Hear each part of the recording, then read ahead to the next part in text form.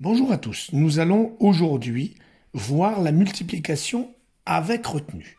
Pour cela, donc, vous devez bien placer les chiffres comme on a l'habitude, essayer d'utiliser les carreaux si possible, comme ça au moins ça vous permet d'être plus organisé.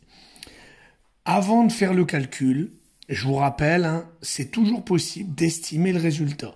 On sait qu'on a 24 multiplié par 3, c'est-à-dire que si je le lis dans ce sens-là, on a 3 fois le 24, c'est-à-dire 24, 24, 24.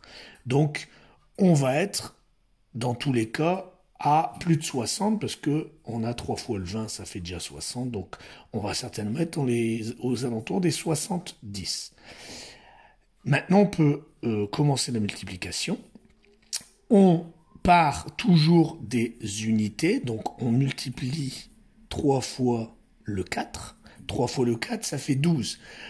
On ne peut bien sûr pas mettre 12 dans une même colonne, donc on pose le 2 et on retient le 1 dans la colonne des dizaines.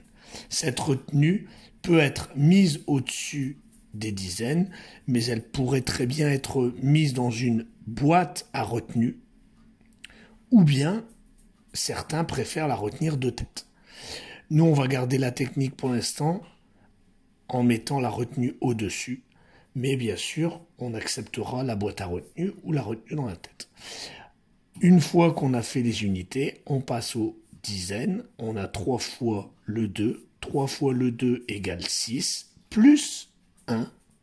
Celui qui a mis la boîte à retenue plus 1, ça fait 7. Et on a donc 72. On vérifie que le résultat est cohérent par rapport à l'estimation qu'on avait faite tout à l'heure. On avait dit que c'était plus de 60 et certainement dans les 70. On passe au deuxième. Le deuxième, le nombre est plus grand, mais c'est exactement la même technique. On commence tout d'abord par les unités. 4 fois le 5, ça fait 20. Je pose le 0 et je retiens 2. 4 fois le 6 égale 24. 24 plus 2, ça fait 26. Je pose le 6 et je retiens 2.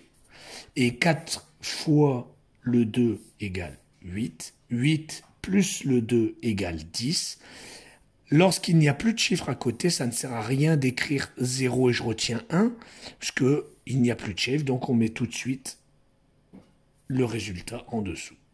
Et on arrive donc à 1060. Si on avait estimé le résultat comme on l'a fait précédemment, c'est un peu plus compliqué avec les nombres, mais on sait qu'on a 4 fois 265. Si déjà j'arrondis avec un calcul plus simple, par exemple 250, je sais 4 fois 250, ça fait 1000, donc je sais que le résultat sera un peu plus grand que 1000.